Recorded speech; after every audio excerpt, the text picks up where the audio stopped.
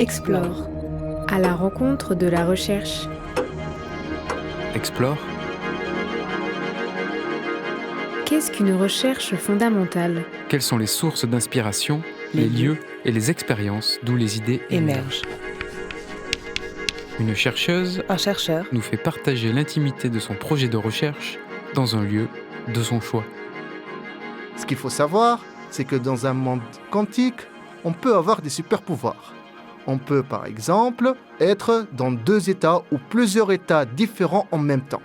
Toute la question est comment bien utiliser ces super-pouvoirs pour pouvoir développer une meilleure intelligence artificielle. Explore, un lieu, une recherche avec Hachem Kadri. Nous sommes au CIRM.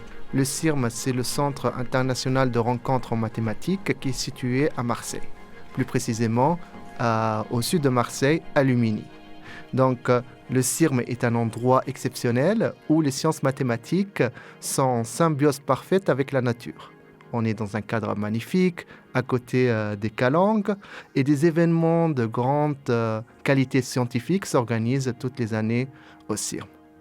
Le CIRM possède aussi une bibliothèque qui contient une des plus riches collections de livres en mathématiques en France. Et c'est un lieu de rencontre entre différentes disciplines mathématiques, mais aussi entre les mathématiques et d'autres disciplines telles que l'informatique et la physique. Moi, je suis Hachem Kadri, maître de conférence à l'Université d'Aix-Marseille. Je suis enseignant-chercheur en informatique et je suis le responsable du pôle sciences et données du LIS. Le LIS, c'est le laboratoire d'informatique et des systèmes qui regroupe la recherche en informatique à Marseille. Au sein du pôle sciences et données, il y a plusieurs équipes de recherche qui travaillent sur des thématiques en lien avec les données. On trouve des équipes qui travaillent sur l'apprentissage automatique, sur le traitement du langage naturel, sur la représentation de l'information, la recherche d'informations, la base de données et l'analyse de données. Moi, personnellement, je travaille au sein de l'équipe Karma, qui est spécialisée en apprentissage automatique. C'est quoi l'apprentissage automatique ? C'est une thématique de recherche au cœur de l'intelligence artificielle aujourd'hui, dont l'objectif est de concevoir des algorithmes intelligents qui ont la capacité d'améliorer leur performance en tenant en compte les informations dans les données. En d'autres termes, c'est des algorithmes un peu comme nous qui arrivent à s'améliorer avec le temps, avec l'expérience. Mon projet de recherche, c'est un projet ANR Jeunes Chercheurs. L'ANR, c'est l'Agence nationale de recherche et elle est en charge du financement de la recherche sur projet. Et les projets Jeunes Chercheurs sont des projets destinés à des projets exploratoires et d'innovation portés par des jeunes chercheuses ou des jeunes chercheurs, c'est-à-dire des chercheurs qui sont au début de leur carrière de recherche. Mon projet de recherche porte sur l'apprentissage automatique quantique. C'est un domaine de recherche récent à l'intersection entre l'intelligence artificielle et l'informatique quantique. L'objectif principal de mon projet de recherche est de savoir, comprendre à quoi ressemble un algorithme d'intelligence artificielle dans un monde quantique, c'est-à-dire un monde basé sur les lois et les phénomènes de la physique quantique, tels que la superposition et l'intrication. Ce qu'il faut savoir, c'est que dans un monde quantique, on peut avoir des super-pouvoirs. On peut, par exemple, être dans 2 états ou plusieurs états différents en même temps. Toute la question est comment bien utiliser ces super-pouvoirs pour pouvoir développer une meilleure intelligence artificielle.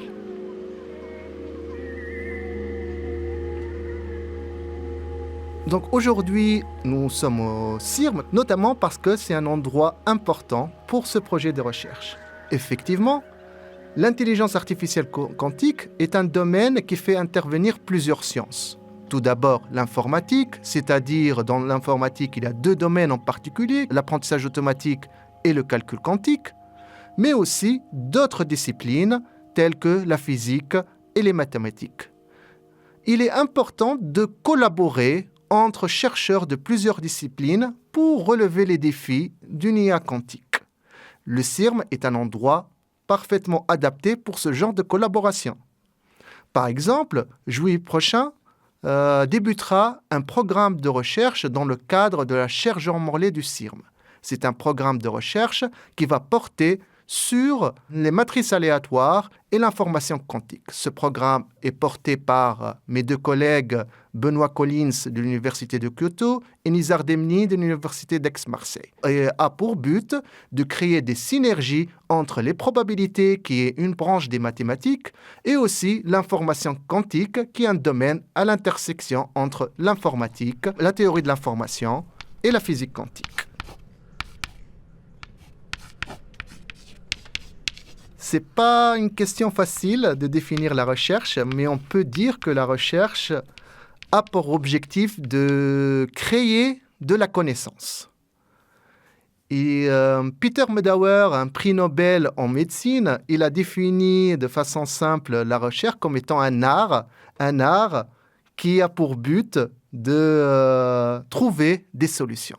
Donc, dans cet état d'esprit, on peut dire que la recherche est un art qui a pour but de découvrir des réponses à des questions qui intriguent l'être humain. Pour le chercheur, il n'y a pas une définition universelle et on peut trouver plusieurs profils de chercheurs. Mon point de vue personnel, c'est qu'un chercheur, être chercheur, c'est être curieux, être créatif et être tenace. Être curieux parce qu'un chercheur est avide de savoir, un chercheur veut tout le temps comprendre des nouveaux phénomènes et un chercheur aimerait bien découvrir des solutions, des questions qui n'ont pas été résolues ou même des questions qui ont été résolues. Il est aussi créatif parce que son objectif, bien évidemment, est de proposer de nouvelles solutions qui n'ont pas été proposées avant à ces questions.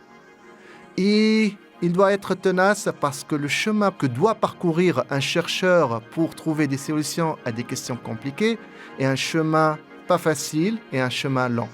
Donc un chercheur doit être attaché à ses idées et poursuivre ce chemin malgré les difficultés rencontrées. Explore. À la rencontre de la recherche. Un chercheur, c'est un métier à part entière. Le travail de chercheur consiste aussi à écrire des articles scientifiques. Ce sont des articles dans lesquels il va expliquer les résultats qu'il a trouvés. Donc il est important pour écrire ces articles de tenir en compte ce qui a été déjà réalisé dans son domaine de recherche et ce qui est de montrer qu'est-ce qu'il a pu ajouter de nouveau. Parmi aussi les autres tâches d'un chercheur, c'est la formation. Un chercheur doit aussi encadrer des jeunes chercheurs pour prendre la relève demain. Il doit aussi évaluer les travaux de recherche d'autres chercheurs dans son domaine. Et bien évidemment, il doit organiser des événements scientifiques tels que les colloques et les conférences.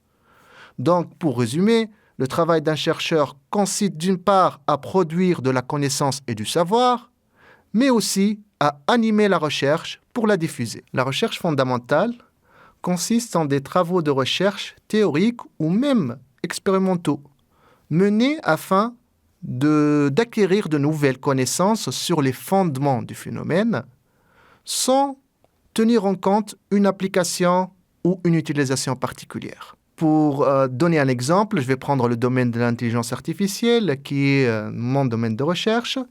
Ce qu'il faut savoir, c'est que actuellement, les réseaux de neurones profonds sont les modèles d'intelligence artificielle qui ont permis d'atteindre des performances exceptionnelles dans nombreuses applications telles qu'en traitement du langage ou en vision par ordinateur.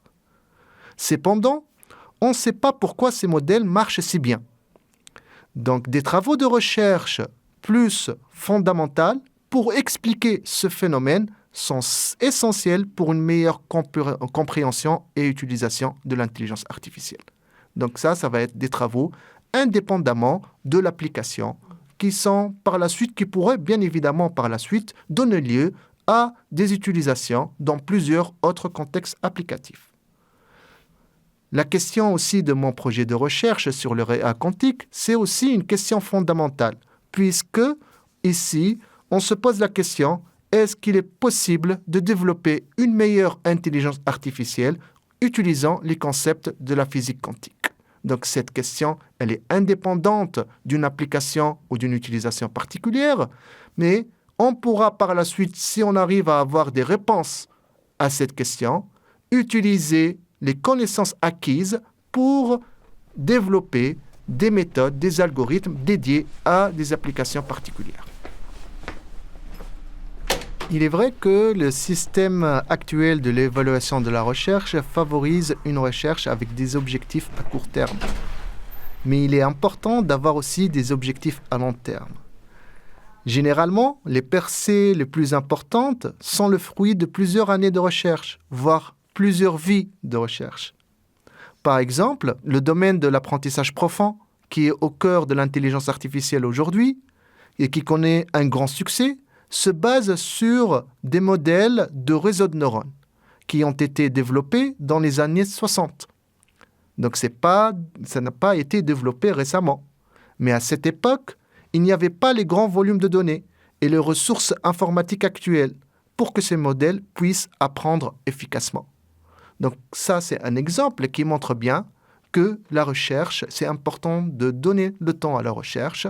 Il y avait des découvertes, mais finalement, l'impact que ces résultats scientifiques peuvent avoir, ce n'est pas forcément dans un délai très court, mais ça peut être dans un délai long, voire très long. Moi, je suis chercheur en apprentissage automatique et j'ai mené des travaux de recherche en apprentissage automatique classique pendant plusieurs années. Par la suite, je me suis posé la question, est-ce qu'on peut concevoir une meilleure intelligence artificielle avec les concepts de la physique quantique? Ça, c'était la question principale qui a motivé mon projet de recherche. Mais je vais raconter une petite anecdote qui est liée à ça et qui a amené à cette question.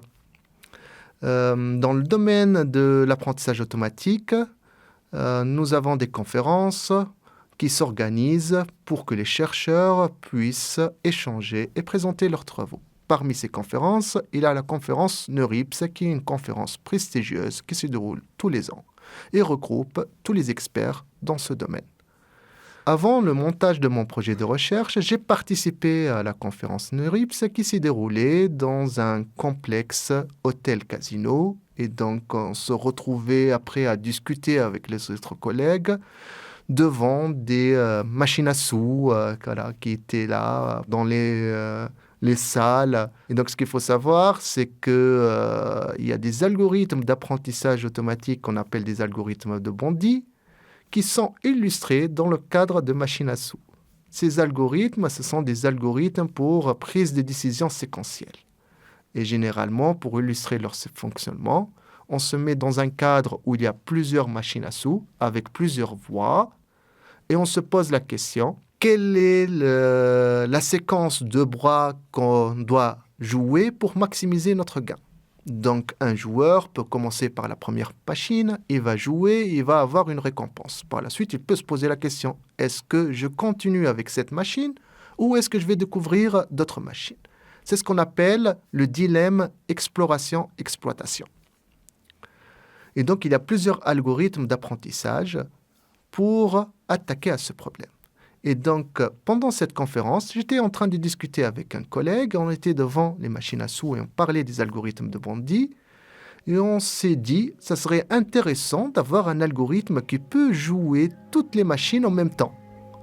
Ça nous a fait penser à l'informatique quantique et la physique quantique, puisque en informatique quantique, il est possible d'être en plusieurs états en même temps. Et donc, mon premier article de recherche dans mon projet a porté justement sur une formulation quantique d'algorithme de Bondi. Explore, un lieu, une recherche avec Hachem Kadri.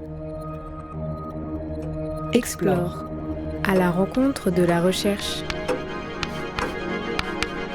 Explore, un lieu, une recherche. Une série pour plonger dans un projet de recherche financé par l'Agence nationale de la recherche et présenté dans le cadre du festival Explore 2024. Le festival Explore 2024 a lieu du 27 mai au 2 juin à Marseille.